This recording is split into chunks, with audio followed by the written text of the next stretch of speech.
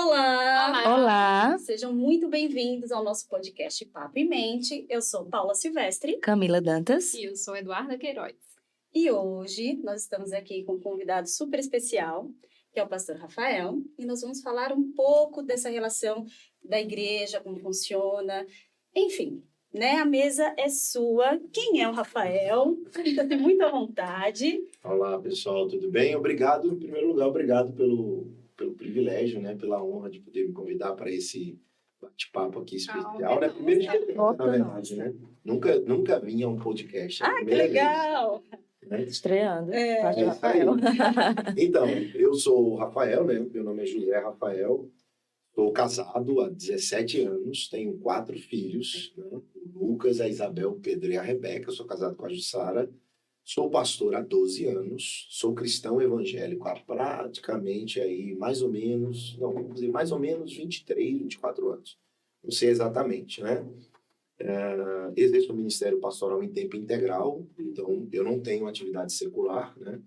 Eu tenho atividade fora da igreja, eu vivo integralmente para a igreja.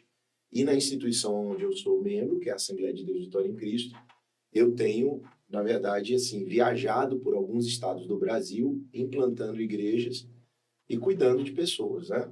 Então, mais ou menos é esse aí. Eu tenho uma convicção absoluta daquilo que Deus me chamou para fazer, tenho prazer no que eu faço, eu não sou um profissional da fé, né? Eu sou um sacerdote vocacionado, alguém que Deus chamou para a obra do ministério, né? Para desempenhar um serviço para Ele, especificamente no ministério pastoral.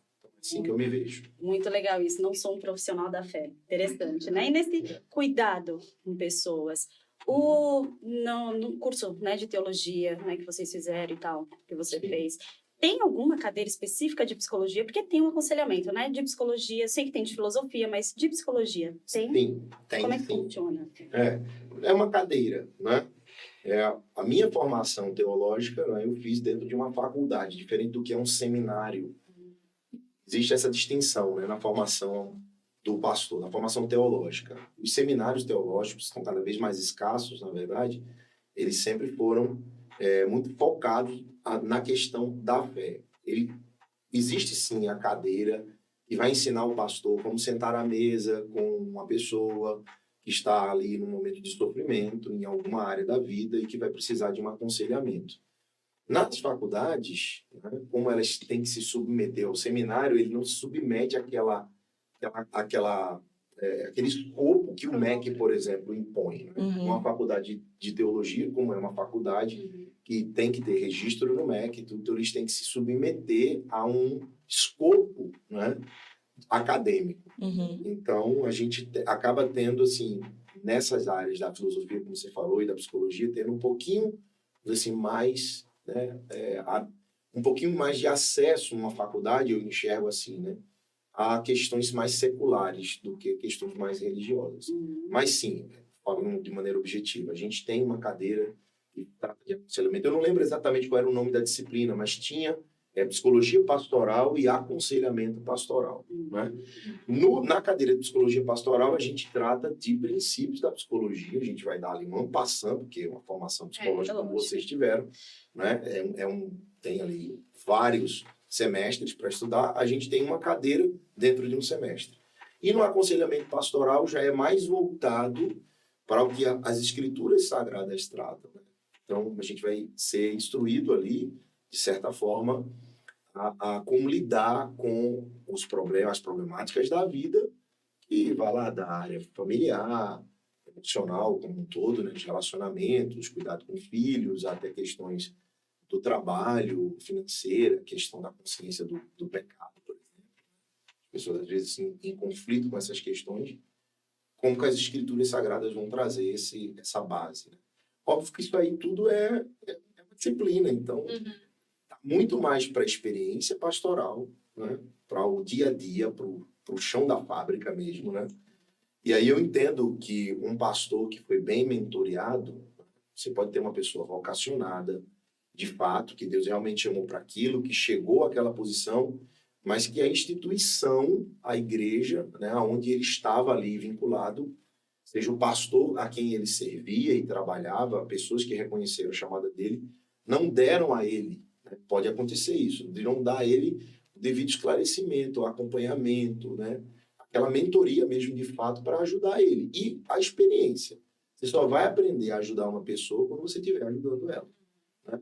E óbvio que eu acho que isso é uma questão que é quase uma obrigação. Não adianta você tentar resolver os problemas das pessoas se você mesmo está num certo conflito. Porque tem conflitos que a gente pode até administrar, tem outros que não dá. É Se não está verdade. totalmente resolvido, você não consegue dar conta do É verdade. E dentro disso, cada experiência é uma nova experiência, né? Cada atendimento pastoral, cada aconselhamento às vezes é a mesma questão, mas a abrangência é totalmente diferente, né? Sim, é verdade. É e não é. Vamos dizer assim, porque tem um texto na Bíblia que eu gosto muito de usar, né? Quando eu trato de família, Uhum. né? Eu gosto muito de falar para a família, eu tenho esse gosto, né? Na hora da mensagem, eu gosto muito de ministrar para a família. E eu gosto de usar Eclesiastes 1:9, que vai dizer que aquilo que foi vai voltar a ser, né? As coisas se repetem. Debaixo do sol, diz o texto, não há nada novo. Então, eu gosto de falar para as pessoas que estão ali no culto, por exemplo, da família, estão ali para ouvir algum direcionamento, estão vivendo algum conflito familiar. E, por vezes, como a gente está dentro de casa, e fechado entre as quatro paredes, a gente acha que aquele nosso problema ali, ele é único, singular, né? Que ninguém nunca passou e que eu vou morrer nesse problema, vou me afundar nele, pronto. Eu costumo dizer assim, olha, se você mora num prédio que tem lá, sei lá, 20 apartamentos, talvez você vai ter ali pelo menos mais uns 2 que tá vivendo algo semelhante. Personagens diferentes, contextos familiares diferentes, mas os mesmos problemas. Na sua rua tem 40 casas, procura que ali 10% pelo menos já viveram o que vocês viveram. É verdade.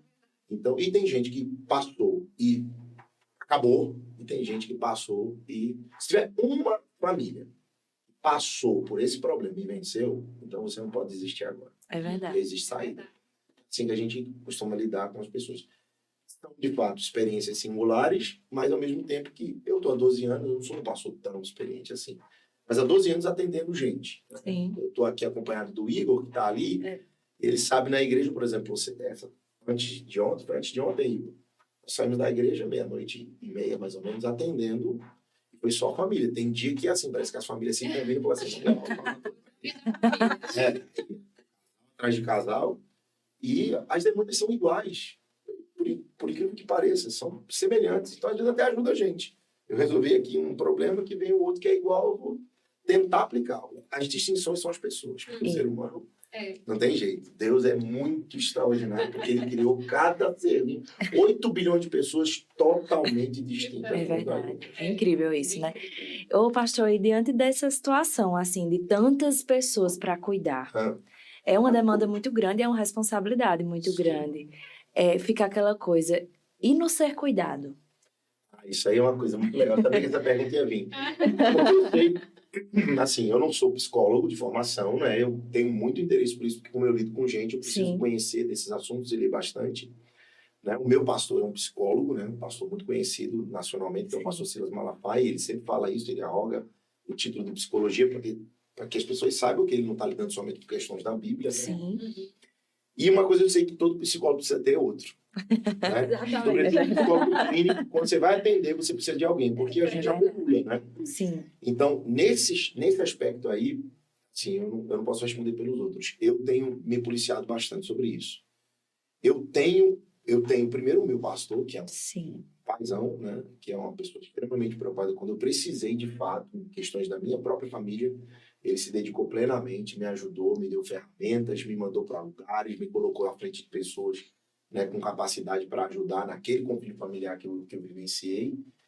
Mas eu tenho uma pessoa, né, um amigo, que eu tenho assim muito apreço, que eu sempre falo assim, olha, eu preciso desse tipo de pessoa para poder pegar os meus BOs, né, ser aquele lugar onde eu vou despejar os meus conflitos, tem que ser pelo menos alguém mais resolvido do que eu nessas áreas. Então tem que ser alguém com uma família exemplar, com uma vida pastoral exemplar. Então é uma pessoa que eventualmente eu estou ligando. Né? E, gente, assim, eu passo 7 dias por semana com pessoas que eu é que determino, eu que digo, olha, faça assim, olha, você está falando besteira. O que você está falando não procede. E eu tenho uma pessoa que eu vou para ela, para poder ela dizer para mim, Rafael, você está falando besteira. E ele fala bem abertamente, né? Ou menos. Você é bobo, deixa de ser idiota. Então, ele me dá um confronto. Eu acho que se eu trato de pessoas, eu preciso de alguém para me tratar. Então, eu tenho essa consciência. Acho que não tem como cuidar sem ser cuidado. Não tem. E tem pastores que, infelizmente, eu falo da minha classe, né? Infelizmente, ou não se abriram para essa realidade, porque alguém não destruiu eles, e aí estão administrando seus próprios conflitos e tentando se virar nos 30, e alguns surtando, inclusive. É verdade. E outros que são vaidosos o bastante, orgulhosos o bastante, né? Para tentar se esconder numa capa de autoridade pastoral, quando você também é um ser, né? Se eu trato de gente com conflitos com seus pecados, eu tenho também conflitos com meus pecados, né? Somos humanos, né? Então, exatamente. Isso aí eu tenho plena consciência. Eu acho que se todos os pastores fossem assim, seria estranho, seria bom. Eu acho que é o nível de responsabilidade, às vezes, eu fico pensando, né? Às vezes o camarada tem tanta coisa, eu não tenho tantas responsabilidades. Tenho, mas não são, por exemplo, eu cuido de uma igreja. Sim. Tem Que pastores já é que cuidam de um ministério. Né? Tem pastores que cuidam de igreja e de pastores. Então, está num nível, vamos dizer assim, de responsabilidade hierárquico muito alto.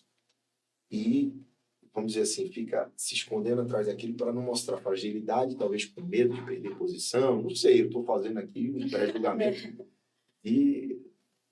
indeterminado. Não estou apontando ninguém. Indeterminado. Eu não estou apontando ninguém aqui, mas pode acontecer. Eu espero nunca ter... eu estou aberto para mais responsabilidades, até porque Deus me chamou para isso. E eu estou à disposição daquilo que Deus quer que eu faça dentro da igreja. Mas eu não quero me perder nas minhas responsabilidades, com medo de perder vamos dizer assim, meu prestígio, porque eu não posso que as pessoas descubram que eu tenho dificuldades. Não, eu sou defeituoso, eu tenho defeitos, eu tenho problemas, né? Humano, né, pastor? E eu acho que, às vezes, demonstrar essa vulnerabilidade que nós temos aproxima as pessoas também, né? Às vezes, essa questão de, estou acima, as pessoas tornam o pastor, muitas vezes existe essa imagem daquela pessoa que, não, eu tenho até medo de falar alguma coisa, porque, né, aquela pessoa... Exatamente. Pessoa é perfeita, E muitas vezes, quando há essa exposição de forma saudável e sábia, de você demonstrar ali uma fraqueza, um problema que você já passou, está passando, aproxima as pessoas. Caramba, igual a mim, eu sou gente. Testemunho, exatamente. Superação. Exato. Eu já tive que entrar em atendimentos familiares, né? Compartilhar algumas coisas que são de fórum íntimo, né? Conflitos familiares que a gente vive. Eu já me senti assim, minha esposa, graças a Deus, a Jussara, ela é muito consciente a isso, e ela sabe, né? Questões que não dá para se falar num púlpito. Porque tem coisas na comunicação, né? Tem coisas que você comunica para o indivíduo, tem coisas que você comunica para o público, né? Para o todo, para a multidão. E até mesmo, a comunicação não é o que eu falo, é o que você está entendendo, certo? Então tem coisas que não dá para falar para todo mundo assim, mas quando eu estou vendo que a pessoa está num nível de dificuldade e que eu vejo claramente que é por aquilo que eu passei, o caminho que eu passei, as pedras que eu tive que, né, desviar, ou alguns que eu tropecei, e eu vejo aquela pessoa tá ali dizendo assim, meu Deus, isso aqui é impossível para mim, eu não posso resolver, aí eu me abro, aí eu falo, olha, eu já passei por isso. Sim. Né? Eu já enfrentei essa crise, eu já enfrentei esse problema, eu já fui desafiado nessa área, e foi assim, a pessoa abre o olho assim, e a gente diz assim, poxa, pastor, você está compartilhando coisa comigo que você não compartilharia com ninguém. Eu falei, para mostrar a você que eu sou um ser humano. Exatamente. Também, né? E se eu estou aqui, assim, a gente está falando de questões assim muito, né, técnicas, né? Falando do mundo espiritual, eu me lembro quando eu vim, por exemplo, para essa cidade aqui. Deus usou uma pessoa, um sonho, né, um tipo de visão, um pastor assim que muito respeitado nessa área, né, de gente que fica inventando conversa. E ele viu comigo, né, ele me viu numa visão, Deus me apertando, né, numa área. Eu lembro que ele falava comigo, assim, dentro de mim, nessa aqui na área da barriga, pensei que tinha uma batedeira. Eu sabia que Deus estava falando comigo. E ele falou assim, ó, Deus me mostrou nisso, e ele disse que ele estava fazendo isso com você. Ele ia te apertar, ele ia te ajustar, porque ele ia te levar para um lugar. O teu coração ia ser usado para tratar outros corações. Então, Deus tem que nos aperfeiçoar para poder aperfeiçoar outros. É verdade. Não adianta. Tem coisas que as escrituras são claras. A gente consegue dar um conselho bíblico. Eu falo assim, eu posso aconselhar qualquer família. Se eu não tivesse filhos, eu podia aconselhar pais a cuidar dos filhos, porque tem um texto ali para me ajudar nisso. Quando eu tenho um filho, é diferente. Acho Quando que eu você tenho tem mais Falar propriedade, de né, um para pai que tem um falar. adolescente em casa em crise, com problema, dando trabalho, com dificuldade, sem eu ter um adolescente em casa, eu posso ter conceitos, eu posso ler e tal, mas, poxa, eu tendo a vivência é É outro nível, né? diferente. Esse é outro nível. Muito interessante. E tratando, né, desse aconselhamento, tudo, como que a igreja vê as doenças psicossomáticas? Né? A gente até estava falando antes, né? Se chega alguém que está nítido, né? Está com problema de depressão e tal, a igreja encaminha, como é que funciona isso? Não é só um aconselhamento, é só aqui a fé e tal, como é que trata? Não, assim, eu não, como eu falei, mais uma vez eu digo, eu não falo pelos outros, eu falo por mim e pela instituição onde eu trabalho, né? Sim. Que graças a Deus tem um pastor que tem uma mente assim, Aberta para uma isso. compreensão assim extraordinária. Eu acho que é um dos pioneiros no Brasil do ponto de vista religioso, dentro da igreja evangélica, como pastor, que começou a trazer essa abordagem, né, para essas questões. O pastor usa muito Mateus 9:12. Evangelho de Mateus 9:12. Jesus falou assim: os sãos não precisam de médico. Né? Quem precisa de médico são os doentes. Então, ao mesmo tempo que Jesus está dizendo, olha, eu vim para os doentes, eu vim para aqueles que precisam de cura. Cura espiritual, cura emocional, cura física, né? Que Jesus curou esses três aspectos, né? Intrinsecamente, Jesus está falando e fazendo uma validação do mundo, né? Da medicina. É óbvio. Eu não posso... eu creio que Deus cura. Eu creio. Em todas as áreas, em todos os aspectos. Sim. Tudo está ancorado nas questões espirituais. Tudo está ancorado nas questões espirituais. Mas doença é doença. Seja um problema no coração ou seja um transtorno mental e psíquico. Então, a gente tem essa mente, né? Tem gente que está vivendo um momento de crise, manifestando ali um comportamento, um sofrimento psíquico que é decorrente, por exemplo, pode ser decorrente de uma depressão, mas que pode ser resolvido imediatamente quando ele resolver algum problema de caráter espiritual, né? Sim. Um pecado que foi guardado, por exemplo, vou dar uma ideia para vocês. Uma pessoa que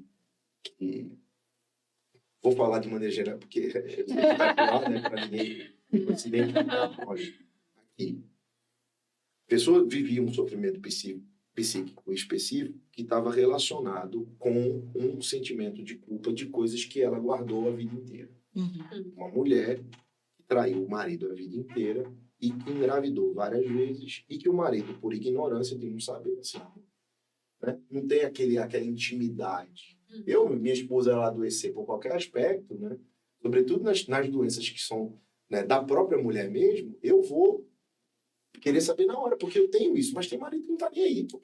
A mulher já menstrua mesmo todo mês, então ela abortou várias vezes por causa dos relacionamentos extraconjugais. Então, assim, o aborto, como a gente tem que falar isso abertamente, o aborto não é um problema de saúde pública. De saúde pública é a mulher que aborta, porque ela, legal e ilegal, não muda nada. Quando uma mulher aborta, ela sofre problemas, né, posteriores, tanto a sua saúde física quanto a sua saúde emocional. Então, aquilo ali vai se acumulando na mente daquela mulher. Tanto é uma questão que vai ser despejada nas questões psíquicas, né?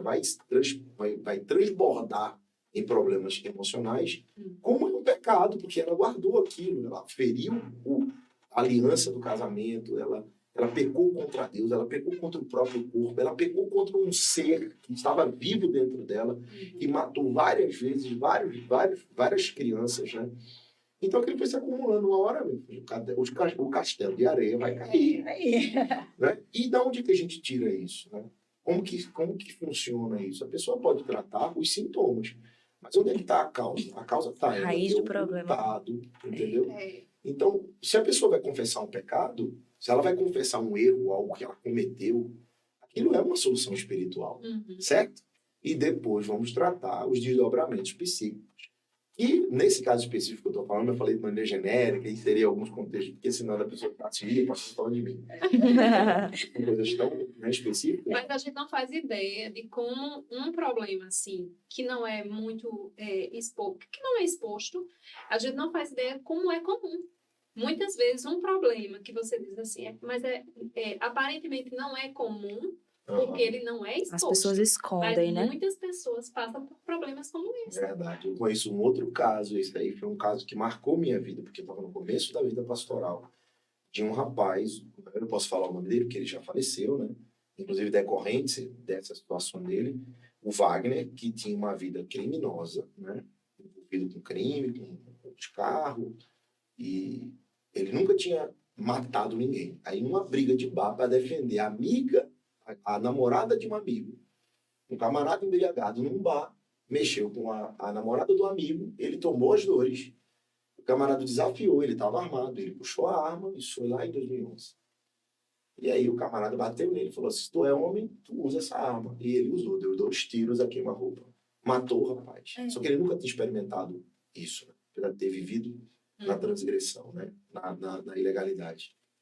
E, assim, jogou ele para a ONU, porque só quem sabe disso, existem os psicopatas, existe gente que, por ocasião, né, se envolveu no mundo do crime mesmo, ou eu mato ou eu morro. Então, a pessoa vai ter a experiência, tira a vida de um ser humano e não faz ideia do buraco onde está caindo. É verdade. E o Wagner caiu nesse buraco. E onde ele foi parar?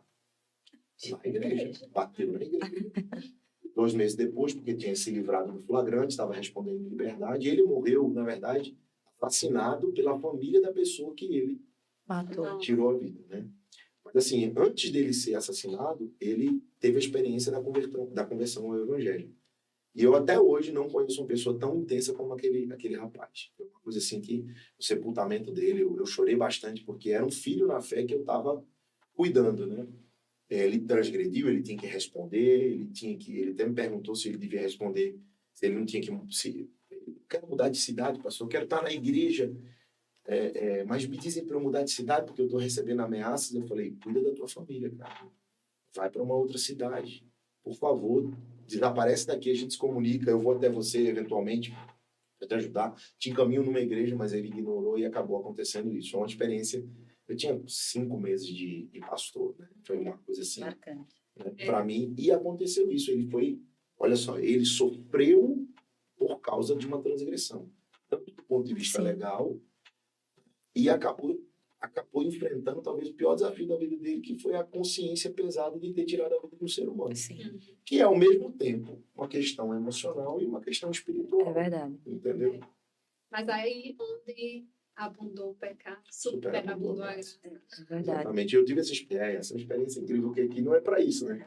Mas foi com essa família, com esse rapaz, que Deus me deu uma experiência de milagre mesmo. Uma coisa assim.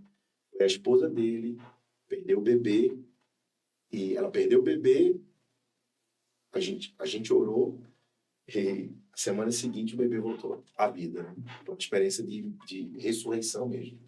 Eu tenho os 2 exames. O exame onde o bebê estava lá morto, que teve um encaminhamento para fazer a curetagem, e o outro exame que o bebê havia ressuscitado lá por causa de uma coisa assim, tudo no começo do ministério, tudo para marcar a gente. Tudo para marcar. Muito. Experiências, né? Precisa ter, né? Precisa ter. É o que nos segura. Wagner Rafil. E entendendo também que, diante de todo esse contexto, a medicina, a psicologia e todas as outras áreas da saúde podem ser entendidas como ferramentas de Deus Isso. para esse processo todo. Se tem pastor que não acredita nisso, desculpa, é um baita de ignorante. Porque quem deu inteligência para o homem? Exatamente. Quem habilitou o homem para isso? Deus fez o homem à sua imagem e semelhança. Intelecto, volição, né? Domínio. O homem é um ser que foi criado por Deus para isso. Então, a medicina é uma ferramenta. Agora, é óbvio que aquilo ali é muito fino entre que separa o homem, achar que é ele que tem capacidade de fazer, e Deus. Exato. Porque o homem, uma pessoa pode ser curada de um câncer pelo tratamento da quimioterapia, da radioterapia, Sim. pela cirurgia que vai extirpar aquela área da pessoa, mas também Deus pode curar. Uma pessoa terminal, que o médico falou, se despeçam, porque hoje é o dia dessa pessoa partir. Acabou, os rins pararam e tudo, e eu ver, se eu não visse, se eu tivesse só ouvido falar, eu ia dizer assim, eu ainda não tive a experiência, eu tive a experiência, eu vi essa pessoa sair de estado de morte, de um pré-atestado de óbito praticamente foi assinado, para um estado de vida. E está hoje andando com a gente mais saudável que eu. Entendeu? Então, tem A hora do homem tem a hora de Deus. Né? Você trabalha como se fosse uma linha de trem, né? Exato. Afinal das contas, tudo tem a ver com Deus. E quem é dono de toda a sabedoria e de toda a ciência, né? Então, as coisas se completam, né? Deus deixou a ciência para nós usufruirmos dela, né? E tem que ter essa consciência. E o pastor, principalmente, porque lida, né? Lida com pessoas, lida com vários campos, lida até para diferenciar, né? E saber o que é pecado, né? Sim. Realmente o que é pecado. Porque as pessoas não têm toda essa consciência. Tem gente que vai muito, né, ao pé da letra, tudo é pecado, e tem gente que fala, não, nada é pecado. Né? Principalmente hoje, nos dias de hoje, tudo é livre, tudo pode. Então, o que é pecado? Vamos falar do conceito teológico. Pecado é transgressão da lei de Deus. Isso aqui é um conceito teológico, tá? Tudo aquilo que vai de encontro àquilo que Deus é. O que é pecado? Vamos para o fundamento, que é, por exemplo, Êxodo 20, que são os 10 mandamentos. O que é pecado? Você pega do primeiro até o último, você vai saber o que é. Sempre o oposto daquilo. Pecado é, por exemplo, o que é a vontade de Deus? Honrar pai e mãe. Honra não é mérito, certo? Então, seu pai pode ser um marginal, um bandido, violento, um bebarrão, abandonou você, mas a honra tem a ver com a posição que ele ocupa. Não tem a ver... Igual você respeitar uma autoridade. Por exemplo, eu concordo com tudo que está acontecendo nesse país, por exemplo, com a mais alta corte do judiciário brasileiro. A desgraceira que a gente está vendo. Concordo? Não concordo. Me posiciono dentro das leis como cidadão, porque eu tenho direito à livre expressão. Agora, uma coisa é eu me expressar livremente, outra coisa é eu transgredir. Onde eu levantar um falso testemunho, desobedecer uma ordem expressa. Então, eu tenho um limite para ir. No caso do pai e mãe, por exemplo, dos 10 mandamentos. Honra teu pai e a tua mãe, né? Para que te vá bem e os teus dias se prolonguem sobre a terra. Isso é o que está escrito. Se eu honrar meu pai e minha mãe, eu estou transgredindo contra Deus.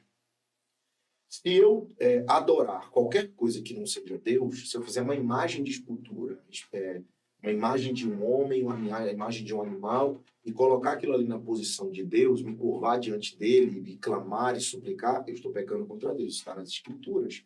Se eu matar, eu estou pecando contra Deus. Está nas Escrituras. Se eu falar um falso testemunho, eu estou pecando contra Deus. Então está muito claro. E são coisas muito simples. E dentre os 10 mandamentos, você vai ver Jesus resumindo isso em Mateus. Né?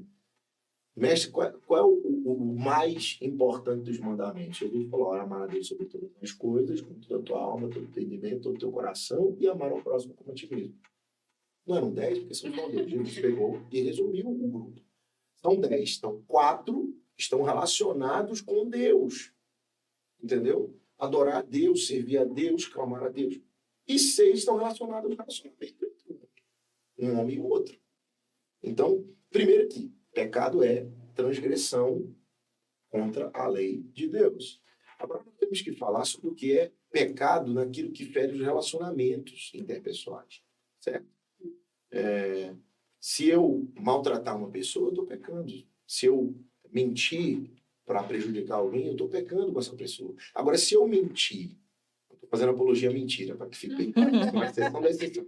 Agora, se eu tiver que mentir, por exemplo, entrar alguém armado, dizendo, eu vou matar fulano de tal, eu vim aqui para matar fulano, e eu sei que fulano está lá, e eu consegui me manter firme para fazer aquela pessoa que quer matar o outro acreditar que ela não está lá, eu estou mentindo? Estou. Eu estou dizendo, ela não está aqui. Mas eu estou livrando aquela pessoa da morte. Então, onde é que é pecado? Entendeu? Então, falar falso testemunho tem a ver com relacional. Raabe livrou 2 espias da morte. Mas mentiu. Eles não estão aqui. Entendeu? E foi livre da morte. Então, assim, tem a ver muito com a consciência de quem faz e a consciência alheia. Não é um assunto fácil de lidar. Não é. Mas as pessoas vão acabar só entender do jeito que quer. Tem esse perigo. As pessoas elas vão se espantar com a quantidade de nãos que a Bíblia tem. Muito menor do que o que se espera. Entendeu? Então está muito mais relacionado com a consciência e com a vivência. Né? Para me faltar a palavra aqui, tem a ver com a lida diária entre as pessoas, né? O viver na sociedade. Agora, tem coisas que são absolutas. Por exemplo, pode ter um contexto ali que todo mundo acha que é legal encher a cara e cair bêbado. Só que as escrituras falam da embriaguez. Então, é pecado. Não tem o que fazer. Você não tem como fugir daquilo ali. Entendeu? Mas... e a tatuagem? Hoje eu vou fazer um trabalho com a juventude lá na igreja, né? E a gente estava conversando sobre isso antes de começar a gravar. Que o tema é pecado? Vão me perguntar. E tem um monte. Tem uns 5 que perguntaram. E tatuagem é pecado? Não. Não é. Por que você não tem nenhuma tatuagem? Porque eu não quero ter. Assim, sou eu. Imagina as mulheres agora que tatuam a sobrancelha. Não, gente, tem até um famoso, né, acho que é o Whindersson Nunes, ele tatuou essa parte de baixo. Foi. Meu Deus, é ridículo. Mas é só ridículo, entendeu? Antigamente, hoje não existe mais isso. Mas, por exemplo, a tatuagem era um tabu social. Muito Você grande. está todo tatuado, quero ver você arrumar um emprego. Hoje não, as empresas até fazem questão de Incluir, contratar né? o pessoal assim, incluir essa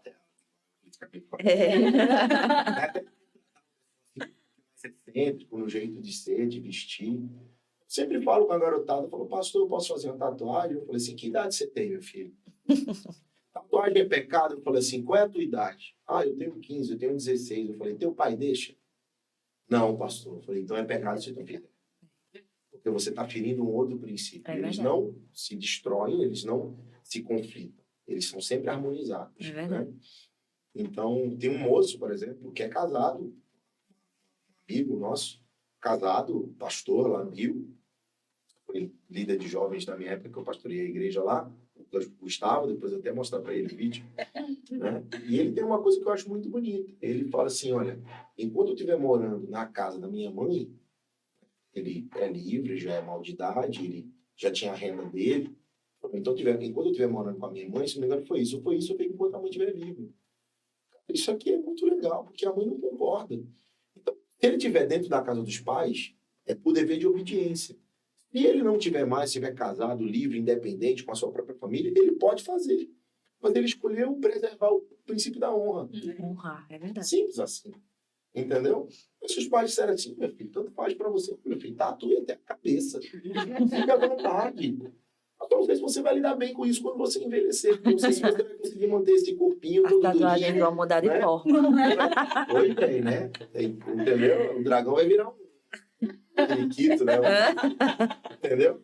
Então, assim, tem muito dessa questão aí, né? Se pergunta muito sobre o que é pecado, o que não é pecado. Deixa eu até ver aqui, eu vou mostrar para vocês. Deixa eu ver se eu consigo falar aqui algumas perguntas que mandaram para mim, né? Não, eu tenho uma lista, eu tenho que me preparar também para falar. Adultério é claro que é pecado. Claro, né? você está óbvio. pecando contra a aliança do casamento, Sim. você está pecando contra o outro, você está defraudando o seu cônjuge, né? Você está estabelecendo nas segundas escrituras, né, uma relação sexual ilícita com outra. As escrituras chamam de prostituição. Né? É claro. Então, é claro que é pecado. Né? Mas eu não concordo. Eu falei assim, maravilha, você é livre para isso, cara. Estou falando do que eu creio, o que está nas escrituras. Você quer viver? Não adianta você crer e não obedecer o que está escrito. Né? Jesus disse isso claramente. Mateus capítulo 7, ele vai dizer, o homem que ouve as minhas palavras e as guarda e as pratica, assemelhá-lo-ei ao homem prudente e sábio que edificou a sua casa sobre a rocha. Mas o homem que ouve as minhas palavras, não guarda e não pratica, é um insensato que edificou sobre a areia. Então é simples. Você quer crer, você tem que se submeter àquilo. Sim. Não, eu não creio. Maravilha, você vai viver debaixo da lei da sua consciência. Só que eu creio que um dia você vai ser julgado por aquilo que eu creio. Romanos capítulo 14, verso 12. Todos haverão de dar contas a Deus. No final, todo mundo vai prestar conta para Deus. Mas eu não acredito nisso. À vontade, cara, você é livre para não crer. Só que se você um dia for colocar diante do tribunal de Deus para ser julgado, né? Uma coisa é certa. Se você está certo, maravilha. Pelo menos eu estou vivendo de acordo com a regra moral que eu acredito. Mas e se eu tiver certo? No final. A verdade é essa. E pergunta de jovem. Relação sexual antes do casamento. Sim, pecado. O casamento é o validador, né, para a relação sexual, né? Na verdade, a relação sexual é a validação do casamento. Quando o homem se Consumar, deita né? com a mulher, que ele se mistura com ela, né? O que se torna a verdade, na prática, aquilo que a Bíblia diz que ambos serão uma só carne. O apóstolo Paulo fala isso, está lá em Gênesis, capítulo 2, está lá em 1 Coríntios, capítulo 6. O homem que se deita com uma prostituta se faz um com ela. O apóstolo Paulo fala isso. Você não pode contaminar o seu leito. Você já é um com uma pessoa. Seja o homem ou a mulher, a gente fala muito do homem, mas o homem é predisposto a pecar, como se a mulher não pecasse. Mas vamos lá. Hebreus capítulo 13 vai dizer que o leito sem mácula, ele é venerado. Né? O leito sem mácula, o leito sem a participação da perversão. Você não pode macular o leito somente com adultério. Você pode macular o leito com violência, Sim. perversão sexual. Existem vários outros aspectos. A gente faz curso para casais e não é só dúvida de jovem se é pecado. Os casais, os adultos também perguntam sobre isso, né? Os adultos perguntam, por exemplo, sobre as modalidades do sexo, né? Ah, sexo anal é pecado, sexo oral é pecado. Eu falo, ai, meu Deus, não tem que E eu tenho uma habilidade para responder isso. A gente tem um curso. Mas a gente responde, eu tiro de letra disso aí, na verdade, né? Fantasia sexual é pecado? Aí eu falei, bom, vamos falar sobre isso. Que tipo de fantasia é verdade? Você tem a fantasia da pessoa se travestir de alguém. Ah, e pastor, meu marido pode se vestir de bombeiro? Eu falei, pode. Sem problema nenhum. Só tem um detalhe, você quer dormir com seu marido vestido de bombeiro, ou você quer dormir com um bombeiro que você viu e você está fantasiando no seu marido aquele bombeiro? É muito fina entre a perversão sexual. Minha mulher pode se vestir de garçonete. Falei, qual a garçonete que você quer pegar, meu filho? A tua mulher garçonete ou a garçonete que você viu que te atraiu, mas você está agora criando uma ilusão com a tua mulher. Se você fizer isso, você está adulterando. Porque Jesus ampliou o espectro. Sim. Olha que coisa interessante, né? Os fariseus diziam assim, olha, se você tiver relação sexual ilícita com alguém fora do casamento, você está em adultério. Jesus falou, poxa, vocês ouviram o que foi dito? Em verdade vos digo, se no pensamento, Jesus ampliou o espectro. Uhum. Internalizou a coisa, né? Tem gente que prega um Jesus muito liberal, muito assim. Pelo contrário, se você vê o critério de Jesus, é muito mais fino, porque ele vai dentro da própria consciência. Isso. O testemunho, você sabe que a Bíblia é dividida em 2 testamentos, né? O Antigo e o Novo. A Antiga Aliança e a Nova Aliança. Na Antiga Aliança, o testemunho é externo. Você vai ver lá em Levítico 17 que a pessoa só poderia ser, por exemplo, apedrejado, morto por causa do seu transgressão, certo? Se alguém visse, teria que ser 2 testemunhas, no mínimo. Jesus foi morto por causa disso. Né? Jesus foi morto do jeito de falar. Jesus se entregou. Só pode ser crucificado porque tinham testemunhas falsas, né? Na verdade, né? As falsas. Mas ele só pôde ser validado por causa das testemunhas, porque essa era a lei de Moisés. Mas na nova aliança é diferente. Eu não preciso de testemunho. Eu posso fazer, por exemplo, eu posso ir para um bunker lá nos Alpes Suíços, que é conhecido na Suíça como os bunkers ali debaixo daquelas montanhas, lá no profundo mesmo, sozinho, trancado no quarto, pegar e Deus lá dentro.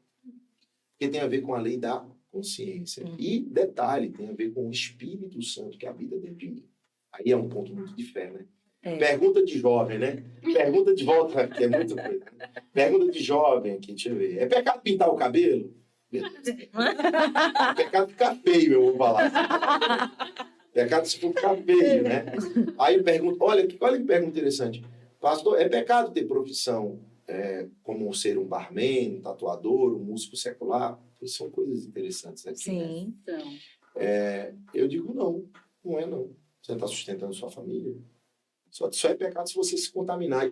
Essa semana, uma jovem me procurou no gabinete, que trabalha numa multinacional, e ela tem a responsabilidade de, agora nesse período da nossa cidade do junino, né, receber os executivos da empresa para apresentar eles aqui na região.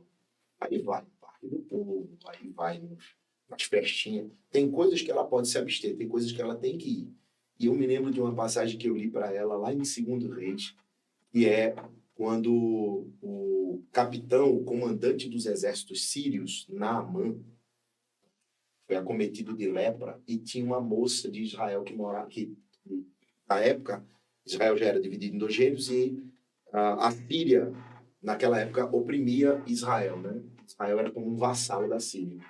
E numa dessas incursões, eles levaram para trabalhar na casa deles uma menina, que era escrava, né, da casa de Naamã. E Naamã ficou leproso. E ela tomou conhecimento e ela disse para a mulher de Naamã, comandante do exército da Síria, olha, se o meu senhor fosse até lá tem um homem de Deus, um profeta, que vai curar ele. E aí Naamã foi até lá. E foi todo um processo. Aquela ideia do... Não sei se vocês estão contextualizados com esse texto. Que ele tem que se molhar 7 vezes no Jordão. Ele se recusa a princípio, né? Porque o Jordão naquela área, tem uma área do Jordão que ela é bem cristalina. Mas tem uma área do Jordão que é bem barrenta. E foi ali. Ele falou, bom, os rios da minha terra são melhores. Né? Mas, poxa, se ele tivesse pedido coisas mais difíceis do servo de Naamã, né? E aí ele vai para isso e fica curado. E ele fica tão impressionado que ele reconhece que o Deus de Israel, o Jeová, é o único Deus verdadeiro. E ele vai voluntariamente. Porque aqui que está, né? Quando alguém chega ao nível de ficar perguntando se é pecado ou se não é, que tipo de validação ela quer? Né? Quando alguém quer de fato servir a Deus, ela voluntariamente se abstém de coisas que a sua consciência vai lhe condenar. Porque o próprio Espírito, quem convence a gente do pecado? O Espírito Santo. João capítulo 16. Aí Naamã vai dizer assim para Eliseu, eu reconheço que o Deus de Israel é o único Deus verdadeiro. Só tem um detalhe, profeta. Quando o meu Senhor, ele está falando do rei da Síria, vai adorar na casa do Deus dele, eu tenho que levar ele. E quando ele se curva por causa do peso, da velhice dele, eu tenho que me curvar. Como é que vai ser se eu sirvo ao Deus de Israel? Aí Eliseu falou assim, dever de consciência, ofício. A menina entrou para mim para falar, pastor, eu vou ter que fazer uma relações públicas que eu sou obrigada. Eu vou entrar em ambiente que eu não queria voluntariamente. Daniel, né? Exatamente. Pronto, eu falei para ela, minha filha, vai em paz. Eu li o texto. Porque se a gente ficar nessa de legalismo, você vai voltar para o princípio dos fariseus. É verdade. Que pegaram toda a lei e ainda criaram mais 600 regras para tentar obedecer à lei. Entendeu? Né? Por exemplo, o cara não come um ovo botado pela galinha no sábado. Isso é farisaísmo demais, mano. Entendeu? Então são coisas assim. Como é que a galinha vai evitar botar um ovo? Ela quer botar um ovo. É a natureza dela. Não, ela vai saber que é sábado. Pronto, pelo amor de Deus. pronto. É um produto do trabalho, entendeu? O sábado foi feito para o homem, não o homem para o sábado. Exatamente, é o que Jesus falou. Exatamente. Tem muito defeito de consciência. Eu falo demais, né, minha gente? Não, tá ótimo. E é isso mesmo. Essa é a ideia da pergunta. E diante de tudo isso, né, a gente vê claramente assim, o quanto que a igreja, o papel da igreja nessas questões. Sim. A importância, né? Porque às vezes a pessoa não está conseguindo enxergar alguma coisa que está ali. Sim. E a gente vê aí nos discursos que o Senhor, nos relatos que o Senhor está falando, quantas vezes as pessoas vão para perguntar algo, para meio que ter um norte naquela situação. Sim. E aí a gente consegue ver o papel da igreja nisso, né? Assim, a importância. Sim. Como que o Senhor definiria essa importância, assim, do papel da igreja na sociedade e principalmente para as ovelhas da igreja ali, né? Você vai ver, primeiro, pelas estatísticas, né? A igreja em si, ela é uma instituição que goza da mais alta confiança dentro de uma sociedade. É uma das instituições, né?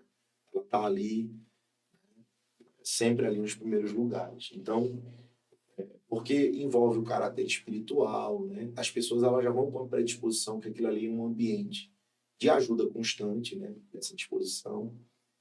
O sacerdote ele já tem uma fé pública, né, de ser uma pessoa comprometida com a vida alheia, né, que teria uma ética, né, de guardar segredo, e tem que ter mesmo, né? Sim. Tem que ter mesmo.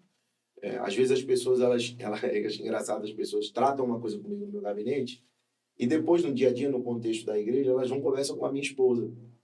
Aí, de vez em quando, minha esposa chega em casa e fala, Rafa, de tal, falou alguma coisa pra mim. Eu fiquei voando. Eu falei assim, é porque tratou comigo em gabinete e acha que você em casa sabe de tudo. Quando eu era garoto na igreja, já sabendo que eu ia ser pastor um dia eu falava com os amigos, assim, tinha um mais velho, né, da igreja, o presbítero e a esposa dele eram mais velhos, eu era adolescente ainda.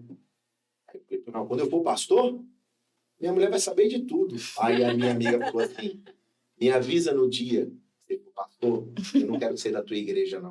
Eu nunca vou fazer um gabinete com você. Porque, de fato, as pessoas exigem esse tipo de sigilo, né? Então, o papel da igreja é esse, porque como as pessoas, elas têm, primeiro, essa credibilidade, né? Essa fé na instituição. Segundo, as pessoas têm muito preconceito. Vocês são da área, sabem disso, né? Ainda existe, no tempo atual, pessoas que... A pessoa fala, não sou doido. É comum, Não é? muito comum. Mas como as pessoas têm uma forma de pensar diferente no que diz respeito à igreja, então nós somos um facilitador para as pessoas buscarem ajuda. Sim. Né? E como vocês perguntaram aqui se a igreja faz encaminhamentos, faz demais. Até brinquei, até falei para vocês aqui. Né, até um canal, né, para a pessoa chegar. Exatamente. A esposa do prefeito aqui da cidade de Campina Grande, ela é psicóloga. Eu nem conhecia ela, nem sabia que ela era a esposa do prefeito de Campina Grande, né? Ele nem era ainda, na verdade. E eu fiz alguns encaminhamentos. Não sei se as pessoas já procuraram, mas por causa de um grupo de psicólogos que tem uma técnica específica para tratar pessoas que têm experiências com trauma, né? Que é o EMDR. Então, eu fiz alguns encaminhamentos. Eu tinha lá uns nomes, eu nem sabia quem ela era especificamente. Tinha ela e uma outra pessoa aqui em Campina e mais umas 2 pessoas em João Pessoa, né? Que é mais perto aqui da área. E eu fiz alguns encaminhamentos. Porque eu recebi no gabinete pessoas, por exemplo, mulheres que tiveram experiências de abuso sexual. E de abuso que não foi um já basta, né? Mas, assim, foi uma sequência. Teve abuso sexual com o vizinho, abuso sexual com parente em casa, e entra num casamento, um casamento abusivo. Então, essa pessoa está destruída, entendeu? Do ponto de vista espiritual, eu tenho uma limitação. E eu vou dizer, ter uma limitação. Então, a fé não resolve tudo. Ela resolve, o Senhor, o poder de Deus resolve tudo, mas não somos ignorantes, né? Tem desdobramentos da questão que eu preciso de um profissional que tem aquela vivência, que se dedica àquilo, para me ajudar a desvendar aquele bolo, aquele novelo que está ali. Eu preciso tirar o fio da meada. Destruir o trauma, né? Então, a igreja ela tem essa importância de fazer esses encaminhamentos, de fazer esse filtro. Então, aí você tem que ir desdobrando as necessidades. Você tem que ir entendendo que o pastor precisa ter um esclarecimento. Sim. Que precisa ter essa noção, que precisa parar de ser esse religioso maluco, de achar que isso aí é falta de fé. Falta de fé, na verdade, pode ser falta de fé, mas tem muita ignorância junto também. Né? Pode dizer que é falta de fé, mas tem muita ignorância do lado de lá também. Né? Então, assim, a igreja tem essa importância e ela deve hoje, cada dia mais, ter, inclusive, pessoas até dentro da estrutura. Nossa igreja tem uma estrutura lá, na nossa matriz lá no Rio, ela tem um prédio dedicado para assistir as pessoas. Tem alguns psicólogos que se alternam e que dão atendimento psicológico e que fazem encaminhamento. Né? Fazem encaminhamento para psiquiatra, porque você atende uma pessoa e você vê, olha, isso aqui não é... Um nível, por exemplo, de depressão pode ser tratado na terapia, né? No bate-papo e tudo, na oração, né? A pessoa desabafar. Mas tem horas que o nível está bem mais alto. Né? Precisa entrar com intervenção. E outra pessoa pode ficar, por exemplo, eu sei disso, né? Se eu estiver errado, vocês me corrijam. Tem gente que pode estar em processo depressivo por causa de um problema hormonal. Exatamente. Do médico, irmão. Entendeu? Às vezes a pessoa vai ter um tratamento que nem é um ansiolítico em si, né? É uma regulação hormonal. Vai no endócrino e resolve o problema. Pronto, exatamente. Eu falei isso para um homem esses dias, porque É verdade. eu ouvi a história dele toda. Eu sempre pergunto para a pessoa, né? Eu faço esse exercício. A pessoa entra no gabinete, eu pergunto para ela sobre toda a história de vida dela. Ela vem com um problema, ela vem com um sintoma. Eu falei, tudo tem uma causa. Eu falei, me conta a tua história de vida. Como é que você foi como criança? Como é que você foi criado por pai e mãe? Como é que foi a tua experiência? Aí vocês ficam impressionados, porque a maioria das pessoas diz assim, olha, meu pai me abandonou, minha mãe me abandonou. Eu falei assim, nossa, isso é coisa de retalho. Entendeu? Tá lá atrás o problema. Tem um irmão que a gente está ajudando, conversando, né, que não sabe que de uma hora para outra começa com uma tristeza absurda, um medo incontrolável.